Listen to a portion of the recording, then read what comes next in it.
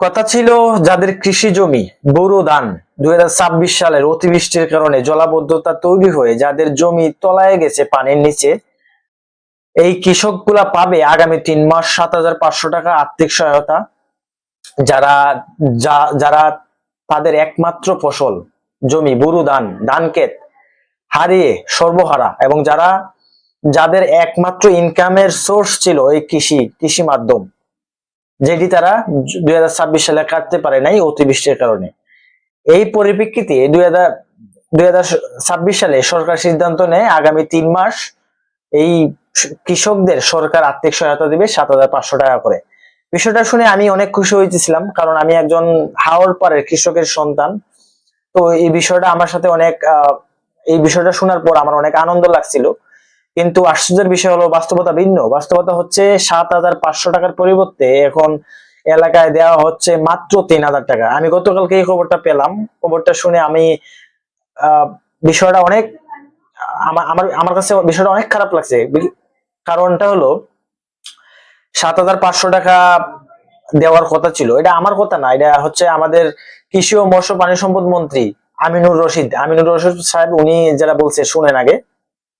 তাদের জন্য আমরা এরই মধ্যে আমরা একটা অ্যামাউন্ট অফ মানি আমরা ওইটা লিস্ট করা হচ্ছে, এরা সবাইকে সহযোগিতা করব আমরা। এখন যে পরিমাণ ক্ষতি হয়েছে ওইটা পোষায় দেওয়া তো সরকারের পক্ষে সম্ভব হবে না, তবে এই লোকটা যেন মহাবিপদে যেভাবে মানসিক চাপে আছে ওখান থেকে একটু লাঘব করা, সেটা 7,500 টাকা থেকে আস্তে আস্তে আমরা বাড়াবো, উপরের দিকে যাবো। এবং এটা কথা শুনলেন মন্ত্রী সাহেবের কথা শোনার পর আমার কাছে জাস্ট একটা কথা মানে মাথায় আসতেছে যে ওনার বলা উচিত ছিল যে এটা আগামী 3 মাস পর্যায়ক্রমে বাড়বে না, পর্যায়ক্রমে কমবে, তাইলে মানে বিষয়টা পারফেক্ট হইতো। যাই হোক, তো বাজেট যেহেতু মানে 3,000 করে দিচ্ছে, তার মানে সরকারের হয়তো বাজেটে মানে মিলতেছে না, অথবা এটা নিয়ে চুরি হইতেছে, দুর্নীতি হইতেছে, কোনো কিছুটা হচ্ছে না। হলে 7,500 টাকা বলার পরেও তাহলে কৃষক 3,000 টাকা কেন পাবে? এটা হচ্ছে মূল প্রশ্ন। হ্যাঁ, 1 নম্বর প্রশ্ন। 2 নম্বর প্রশ্ন হইতেছে আমাদের গ্রামে আনুমানিক ধরেন 300 ফ্যামিলি আছে। 300 ফ্যামিলির মধ্যে আমাদের গ্রামটার কথা আমি বলি। আমাদের গ্রামের নাম হরটামারা। তো আমাদের গ্রামটা হচ্ছে এমন একটা সিচুয়েশনে, এটা চতুর্দিকে পানি, শুধুমাত্র যারা এখানে বাস করে এদের কৃষিকাজ ছাড়া আর কোনো ইনকাম সোর্স নাই। তো এদের একমাত্র এবং লাস্ট অপশন হচ্ছে এই কৃষিকাজ, যেটা 2026 সালে বন্যায় 80 ভাগ তলায় গেছে। 20% কাটছে, তাও 20%-এর মধ্যে ধানের চারা চলে আসছে। তো এটা টোটালি আমার মনে হয় না যে এটা আর ব্যবহারযোগ্য হবে। তো এই 300-350 ফ্যামিলির মধ্যে আমাদের গ্রামে অনলি গতকালকে খোঁজ দিলাম মাত্র 60টা পরিবার পেল। তো আমার প্রশ্ন হচ্ছে যে তাহলে এই ডাকডুল পিড়াইয়া মন্ত্রী সাহেব বা বিভিন্ন মিডিয়াতে বলতেছে যে তারা নাকি মানে প্রতিটা পরিবারের কৃষক ফ্যামিলির নাকি তারা 7,500 করে দিচ্ছে।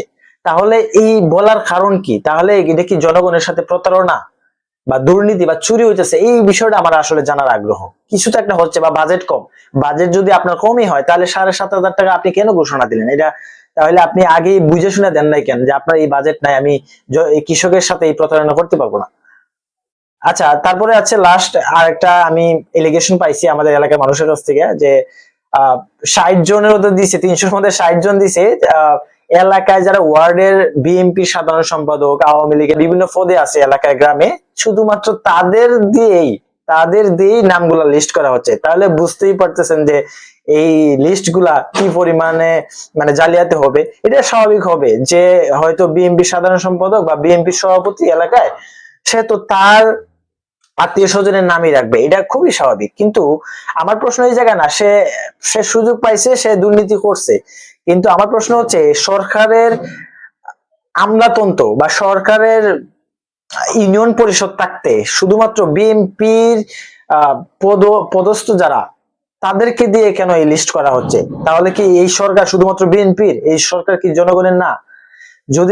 যদি এভাবেই হয়ে থাকে তাহলে আগামীতে আপনাদের এই পরপারের মানুষ আগামীতে আপনাদের হাওড়পাড়ের মানুষ আপনাদেরকে প্রত্যাখ্যান করবে, এটা মনে রাখেন। এই এই এই দুর্নীতি, এই অনিয়ম, এই প্রতারণা অন্তত কৃষকের সাথে করা উচিত হয়নি। এই কৃষকের কারণেই আপনারা এই বড় বড় বুলি ফুটাইতে পারতেছেন, কৃষকের কারণেই আপনারা মুখে ভাত মানে ভাত খাইতে পারতেছেন। তাদের সাথে প্রতারণা, এটা কৃষক কোনোভাবে মেনে নেবে না।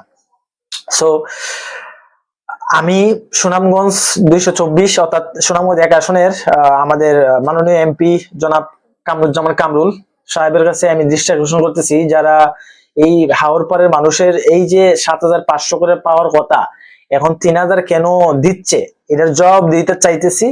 এবং যারা মানে 300 প্রতিটা গ্রামে 60টা, আমাদের গ্রামে শুনছিলাম যে 160টা নাম দিয়েছে, তার মধ্যে 100 নাম কাইটা 60টা নাম দেওয়া হয়েছে। এবং এই নামগুলা কিসের ভিত্তিতে আপনারা মানে প্রাধান্য দিচ্ছেন, এবং বাকি যে আরো ফ্যামিলি, আমাদের আরো 300 ফ্যামিলি আছে, তারা কেন পায় নাই? তারা কি কৃষক না? আমাদের যদি কৃষক না হয়, মানে কোন প্রমাণের ভিত্তিতে আপনি প্রমাণ করলেন যে তারা কৃষক না? তারা সবাই কৃষক, কারণ আমাদের সুনামগঞ্জে জানেন যে এখানে বেশিরভাগ মানুষই কৃষক। আর বিশেষ করে যারা হাওড়পাড়ের মানুষ, যেমন আমাদের ফেনারবাগ ইউনিয়ন আছে, ধরেন হটাপাড়া, নাজিমনগর, উদয়পুর, লক্ষ্মীপুর, এই পাড়ের মানুষগুলা তো চতুর্দিক দিয়ে বর্ষায় মানে চতুর্দিক দিয়ে পানিই থাকে। এখন এই মুহূর্তে তারা কি করবে? এই যে জমি হারায়, তারা এখন বসে বসে ঘরে মানে ঘরের ভিতরে থাকবে, তারা তো সর্বহারা। তো তাদের ইনকাম সোর্সটা কি? আপনি মানে তারা তো ইনকাম সোর্স ছিল একমাত্র কৃষিকাজ, তো সেটা যেহেতু হারাই ফেলছে, তাদের মানে যে নামে যে বরাদ্দটা আসছে সেটাই যদি আপনি নিশ্চিত না করতে পারেন, তাইলে তো জনগণ আপনাকে মানে জনগণের সাথে আপনার দায়বদ্ধতা রইল না। জনগণ আপনাকে, সুনামগঞ্জ 1 আসনের মানুষ আপনাকে বিপুল ভোটে জয়ী করে সংসদে পাঠাইছে, শুধুমাত্র তাদের প্রত্যাশা, আশা, আকাঙ্ক্ষা পূরণ করার জন্য। তাদের সাথে এই প্রতারণা বা এই প্রতারণা এটা মেনে নেওয়ার মতো না। তো সুনামগঞ্জ 1 আসনের যারা যে গ্রাম থেকে, যাদের গ্রামে মনে হয়েছে যে অনিয়ম করতেছে, তারা কাইন্ডলি একটু আমার কমেন্ট বক্সে কমেন্ট করেন যে আমার এই এলাকায় এতজন পরিবার, আর আমাদের এলাকায় বা আমার গ্রামে দেওয়া হয়েছে মাত্র এতটা নাম। তাহলে আমি আরো বিস্তারিত জানতে সুবিধা হবে। ধন্যবাদ সবাইকে।